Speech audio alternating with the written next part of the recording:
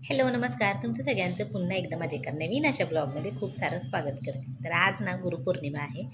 तर तुम्हाला माझ्याकडून गुरुपौर्णिमेच्या खूप खूप शुभेच्छा. गुरुपौर्णिमेला आपण ज्यांना गुरु मानतो तर त्यांना जाऊन गुरुपौर्णिमेचे विश करतो किंवा एखादा आपण देव वगैरे असेल तर त्याची घरात पूजा करतो. तर गुरुपौर्णिमा बऱ्याच जणांची वेगवेगळ्या पद्धतीनं सेलिब्रेट करतात. तर आपले गुरु पहिल्यांदा आई-वडील, शिक्षक आणि जे आपल्याला मार्गदर्शन करतात, चांगलं शिकवतात, तर त्यांनाच आपण गुरुपौर्णिमेच्या खास करून शुभेच्छा देतो. तर क्लास तर आमचा बरेच दिवस झालं बंदच आहे. आषाढी एकादशी नंतर गर्दी, त्यामुळे आता क्लास बंदच आहे आणि त्यातल्या त्यात मॅडमची तब्येत पण थोडीशी आता थोडे आजारी आहेत मॅडम. मग त्यामुळं आज गुरुपौर्णिमा पण आहे आणि मॅडमनी आज काय केले, आम्हाला घरी बोलवले. मग गुरुपौर्णिमेचा थोडीशी पूजा आहे घरी आणि म्हणते चला तर मग पूजेला पण जाऊया आणि मॅडमला त्या निमित्तानं भेटणं पण होईल, तब्येत कशी आहे ते विचारणं पण होईल. तर चला तर मग आता आवरते थोडंसं मी आणि आवरून मग मॅडमच्या घरी जातो. सगळ्या मुली मिळून जाणार आहे आम्ही. त्यामुळं आता काही मुली येतील, काही मुलींना गर्दी अजून काही कमी झाली नाही. त्यामुळं मग काही मुली नाहीत येतील. आता जेवढे येतील तेवढ्या बघू. आता मॅडम गुरुपौर्णिमेबद्दल थोडंसं काहीतरी बोलतील पण. खूप छान मॅडम बोलत असतात. तर मग आता बघूया थोडीशी पूजा, मुली आल्यावर सगळे एकत्र बसून थोड्याशा गप्पा. बरेच दिवस झालं नव्हतो पण आता क्लास बंद असल्यामुळं. त्यामुळे आता मी पण आवरते आणि आवरून आता डायरेक्ट तिथं गेल्यानंतरच मग मी तिथलं दाखवते तुम्हाला. त्यामुळे व्हिडिओ आहेत तर शेवटपर्यंत नक्की बघा.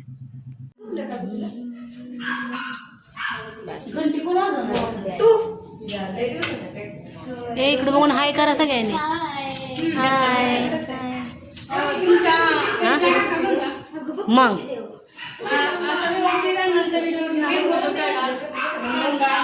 होय.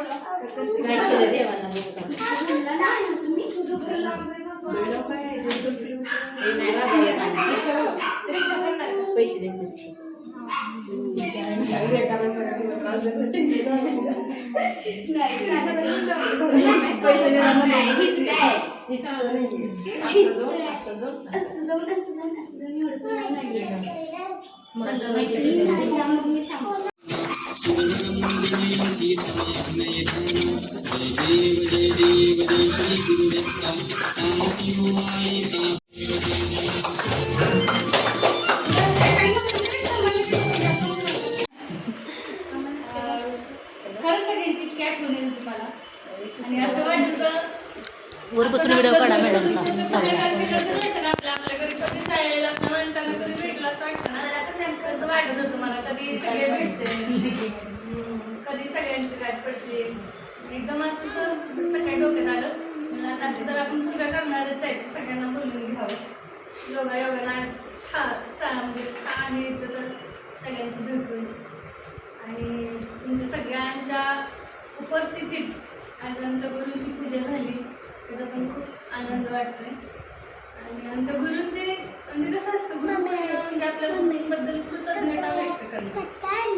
तर गुरु म्हणजे खरंच म्हणजे आयुष्याच्या प्रत्येक टप्प्यावर आपल्याला जे पण गुरु भेटतात ना त्यांना प्रामाणिकपणे स्वीकारायचं. त्यांना स्वीकारायला प्रामाणिकपणे करायचं. जर तुम्ही प्रामाणिकपणे स्वीकार केला तर तुमच्या गुरु काय माझ्या पाठीशी असतात. कारण की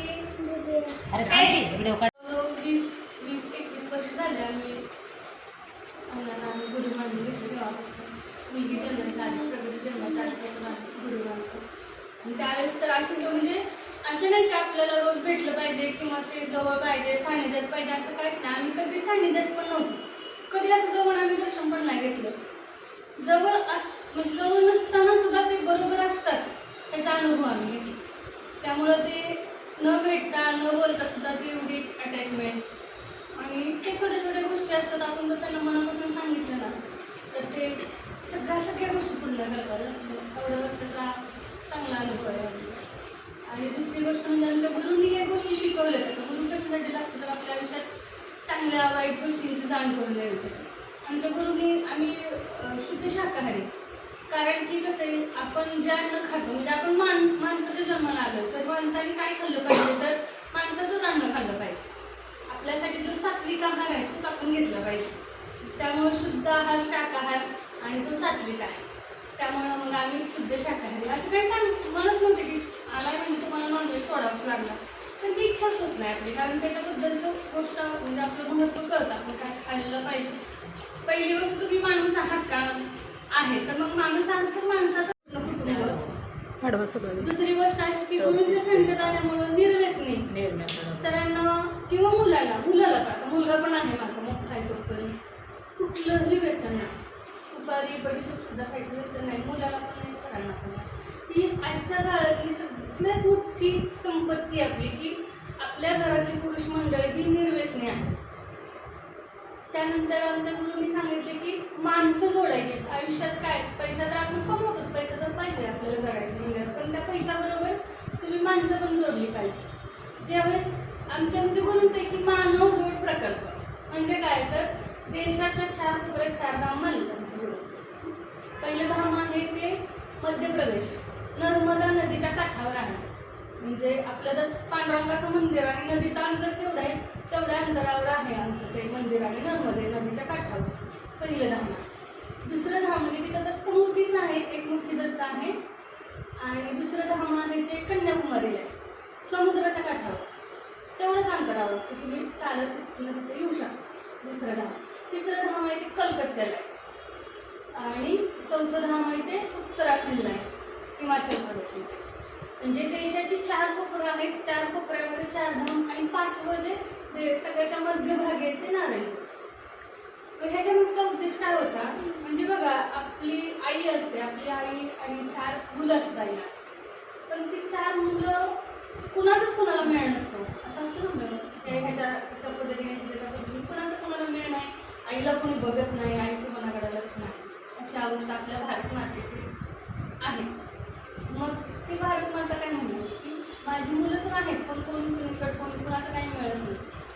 मग तो सगळ्यांचा मेळ बसण्यासाठी देशाच्या 4 कोपऱ्यात 4 धाम म्हणतात. म्हणजे आपण आपलं धाम आहे, आपलं मंदिर, आपलं तिथं काय करेल ते आम्ही म्हणतो ना तिकडं मध्य प्रदेशला आमचं मंदिर आहे म्हणजे आपलं आहे, कारण तिथं आपण आर्थिक आणि श्रमदान आणि धन म्हणजे पैसे पण तिथं आम्ही देणगी पण दिलेली आणि सरांनी तिथं जाऊन सेवा पण केलेली आहे. मंदिराच्या बांधकामापासून सेवा झालेली आहे. म्हणजे पिढीचा हक्क आहे आमचा, बरोबर आहे.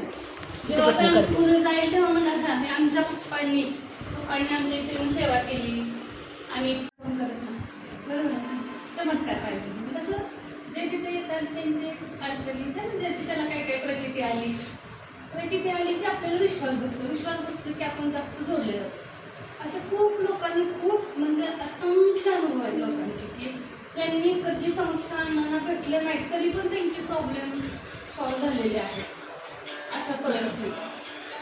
त्यामुळं त्या भागातली लोक शिष्य झाली आणि प्रत्येकाला लोकांनी झाली, भागातली लोक जोडली गेली, त्यांच्याशी मैत्री झाली. आता आपण तिथं जातो म्हणलं तिथली आता बघा आपल्या पंढरपुरात लांबची किती लोक येतात की आपली मैत्री होती का नाही त्यांच्याशी. कोणीतरी आपल्याकडे राहायला आली की ते म्हणतात हां तुम्ही छान सेवा दिली, पुढच्या वर्षी आमच्यातच या. आपण म्हणतो हा तिथं छान होतं, असं होतं की नाही. तसंच आपलं प्रत्येक भागात की आपल्याला तिथे गेल्यानंतर त्यांनी सेवा दिली, ओळख दिली, आपल्या छोट्या मोठ्या गोष्टीसाठी त्यांनी आपल्याला सहकार्य केलं असतं, त्यामध्ये आठवण राहिलं असतं. असं जर तुम्ही जगाच्या 4 कोपऱ्यात गेला तर 4ही ठिकाणी आपली माणसं असतात. म्हणजे जे आता समजा सर गुरुबंधू तिथले शिष्य आहेत, मग तिथं कन्याकुमारीला गेलं काय अडचण आली तर तिथल्या गुरुबंधूंना राहिलं मग असं आहे तर म्हणा हो आहे मी करून देतो. म्हणजे आपली किती माणसं म्हणजे एक बंधू भाव निर्माण झाला. आज सख्या भावाला सख्खे भाऊ ओळखत नाही, पण ह्याच्यामध्ये जे शिष्य लोक आहेत त्यांना प्रत्येकाला सहकार्य करायचं. आर्थिक नाही, कुठलाही आर्थिक व्यवहार ह्याच्यामध्ये करायचा नाही. गुरुबंधूंमध्ये आर्थिक व्यवहार करायचा नाही. हां या जा खा प्या काय पण कोणी पण इथं आलं काय अडचण असते तर आम्ही असतो, असे माणसामध्ये बॉन्ड म्हणजे निर्माण झाला ह्याच्यामुळे. आणि ह्याच्यातनं काय मानव जोड प्रकल्प, माणसं जोडली गेली.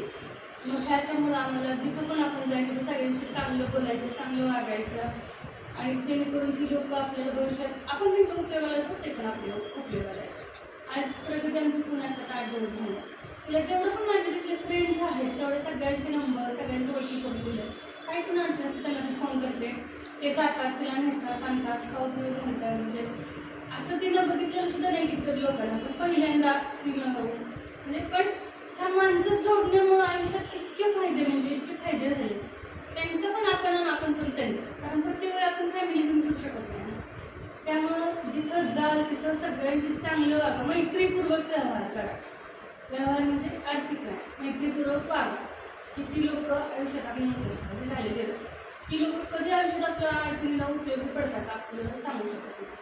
पण जेव्हा त्यांना अडचणी तेव्हा आपण पण म्हणजे त्यांनाच नाही तर कुणाला पण आपण मदत करायची, की आपण जर कोणाला तर मदत केली तर आपल्याला पण कोणीतरी करत असतं. त्यांनीच करावे असं काय नाही, कुणी ना कुणी आपल्या मदतीला उभं राहतं. त्यामुळं प्रत्येकाला मदतीचं भाव ठेवा, एक मैत्रीपूर्वक रिलेशन ठेवा. आयुष्यात असं होतं बऱ्याच ठिकाणी की पैसे बँकेत असतात, तेव्हाच पैसा हातात नसतो, पण माणसाची गरज असते त्यावेळेस माणूस उपयोगी येतो. त्यामुळं जेवढं महत्त्व पैशाला आहे तेवढंच महत्त्व माणसाला पण आहे. त्यामुळं सगळ्यांशी प्रेमानं वागा, आपुलकीनं वागा, सगळ्यांचा रिस्पेक्ट करा. कारण आमच्या गुरुजी सांगितलं की तुम्हाला जर एखादी गोष्ट हवी असेल तर श्रद्धा, विश्वास आणि भाव तुमच्या मनामध्ये पाहिजे. एखाद्या गोष्टीविषयी तुम्हाला श्रद्धा पाहिजे, त्याच्याबद्दलचा चांगला भाव पाहिजे आणि विश्वास पाहिजे.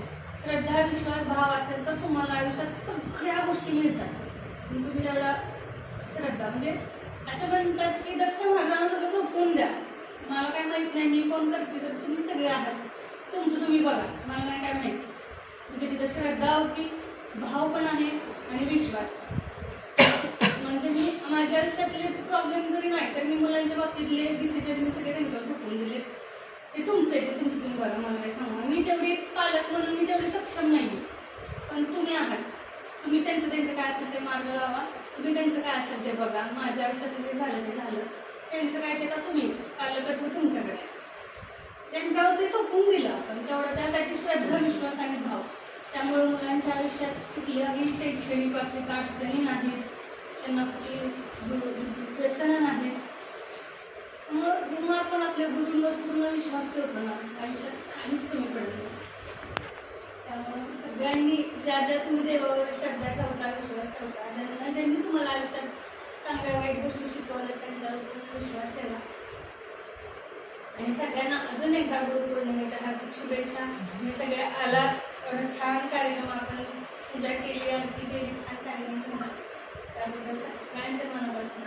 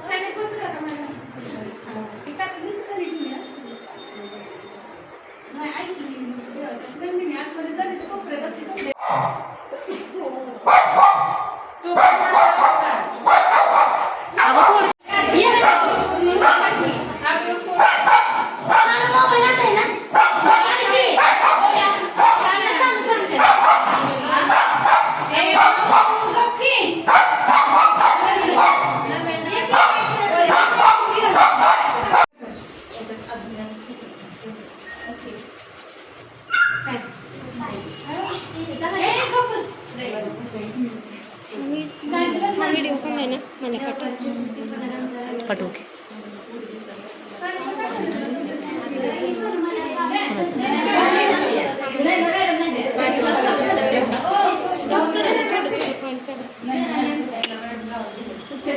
ब्लॉग कधी टाकणार तुम्ही आजचा? उद्या.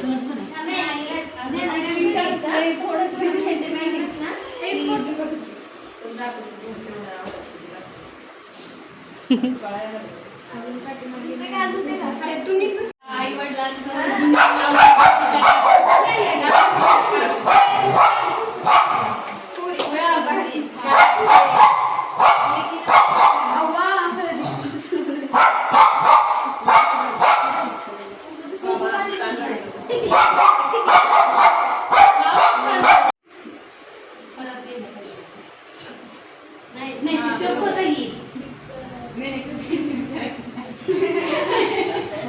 अहो मम्मी जण सिस्टरमध्ये डबा द्यायचे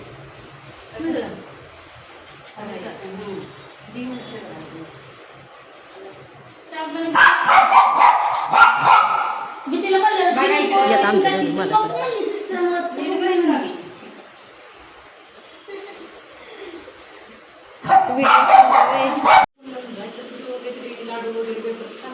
अहो मम्मी काय ऍडजस्ट करेल मम्मीनं सिस्टरला सांगितलं की तुम्ही डबा ते अजून काढलं नाही ना सामान आणि त्यापासून सगळं घेऊन ठेवलं आता लागलं सगळं मॅडमचा कोणता करंट कसला भारी ना करंट कसला भारी पुन्हा रिटर्न यायचं ते टाके ना मस्त आहे वस्तू तुमच्या फ्रेंडने त्यांचे फ्रेंड सर्कलने थोडं थोडं टाका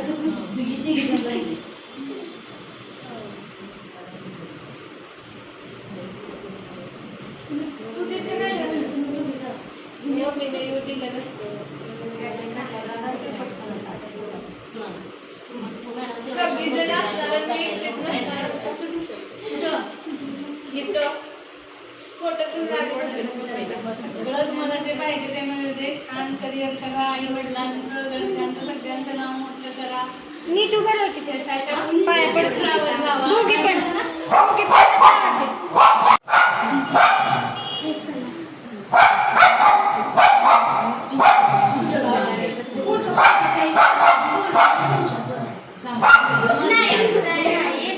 तुझा भरोसा नाही मला.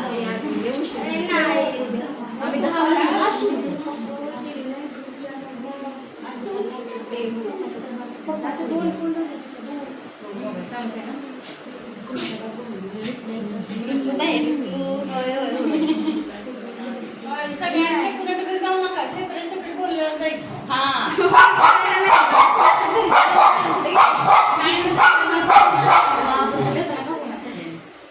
खूप मोठे व्हा आई वडिलांचं नाव मोठं करा तुझी सगळी स्वप्न पूर्ण होऊ द्या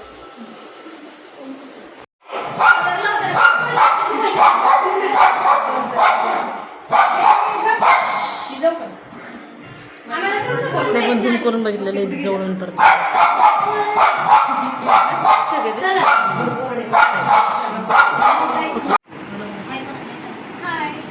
व्हिडिओ आहे व्हिडिओ लाईट लाव का ए बस बस बस बस लई लावू नको